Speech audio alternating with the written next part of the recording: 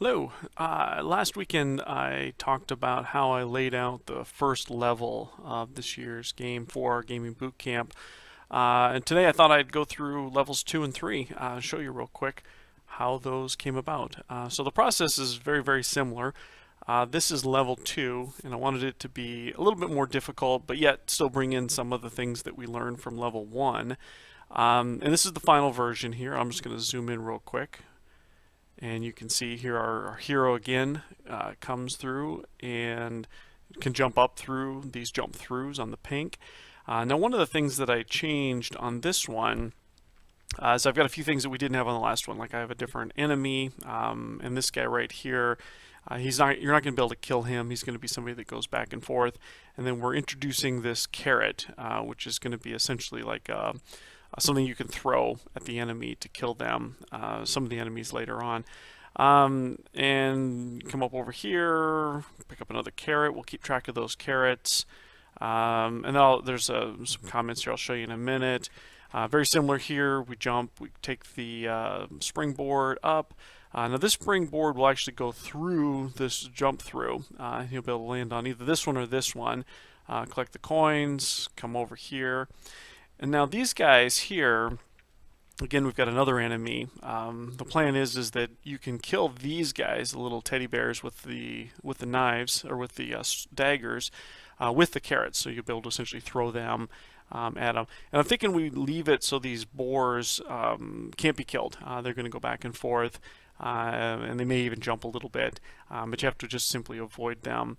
And then the number of carrots you collect is going to equal essentially the number of ammo that you've got. So you're going to need to be careful as to which ones where you throw those at. Now some of these other things, like the little birds, you still would be able to kill them with them, but you can also jump on them where you wouldn't be able to jump on these guys. Again, another springboard, jump up, avoid the spikes.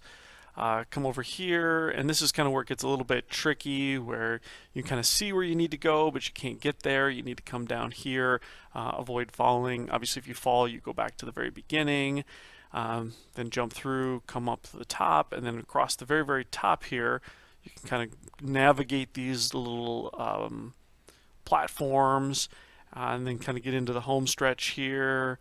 And then this will be where our exit is. So a little bit more complicated, a lot more opportunities for you to fall than on the first level. So I thought I would just show you real quick the layers and how I came about on this one. The process I use is identical to what I covered last week with level 1. So let me just zoom out a little bit. Let me go ahead and start at the beginning. So here's the rough outline, just like I talked last week. I'm not going to go through all of them, but very similar. If I zoom in, you'll see I have some notes here that I haven't propagated into the final layer yet. Again, these will show up on the game, but they're not going to be as part of the background. So at the time, I wasn't sure. I just knew I needed something that you'd collect. So there'll be a message here that says, you'll need this later, don't waste them, indicating don't throw the carrots at things that you shouldn't need to. And then that boar, I thought it'd be kind of neat to have something that couldn't be killed. So those are going to be throughout the game. And then again, just kind of follows along, very similar. This is that bird that goes back and forth. I think I'm going to have them kind of come in a little wavy pattern. We'll see how that works in the game. And then obviously I added the main stuff based on that rough, so you can kind of see where the final version is. Most of it was pretty close. I mean, I added a little bit different than the rough, but it's pretty close. Then I've got those extras. These are going to be things like the signs and the blocks and the fences, the trees, and so on. You notice this tree actually is hanging over in the edge here, which is perfectly fine. It's going to get clipped. And I'll set it up so the player can't go off the left here. In fact, I'll probably set it up so he can't leave the screen at all. And then finally here, the enemies. And again, this is where I set on this layer, I set up all those things that the kids will actually place. That'll be separate sprites. And then finally the background, and this is the same background I used on the earlier one. I did tweak it just a little bit, so it wasn't exactly the same, but I mean it's really close. So we pop off that rough, and so that's how we have this final, or the second layer, the second level of the game. And this is our final and third level of the game. This is going to be our boss screen, our boss level. Now, a lot of the kids last summer wanted a boss level in the game, and I didn't have one. I didn't even think about it. A number of them went ahead and created their own boss level. If you don't know what a boss level is, then you've probably never ever played a video game. But essentially, the boss level is the final level of it's usually a level either at the end of the game or at the end of that particular section, and you're going to go on to the next one. It usually involves a special way to kill the character, the boss, or you need a special weapon, or it's just very, very difficult. So this is going to be our boss level, and it's very simple. I didn't even create a template for it. I knew it was just going to be one long screen with a couple obstacles and then our boss. And this right here is our boss.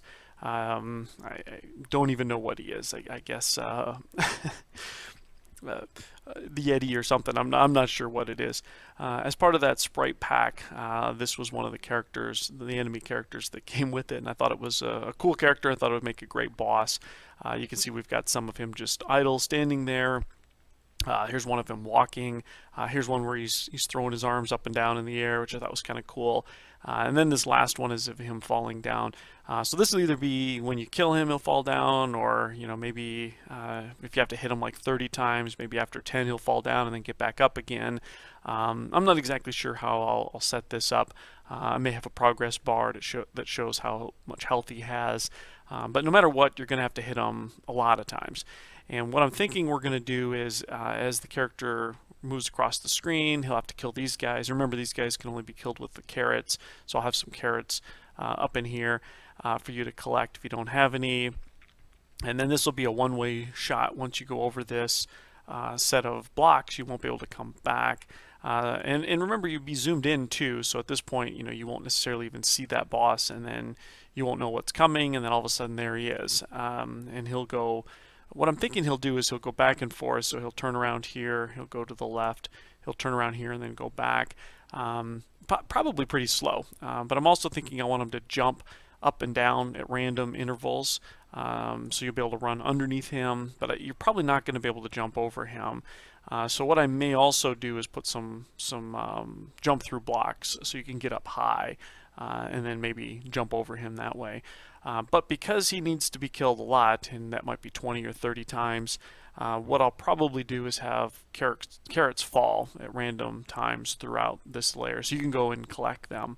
And there's all kinds of cool things you can do, like I may respawn these guys after 10 or 15 seconds if you haven't killed him.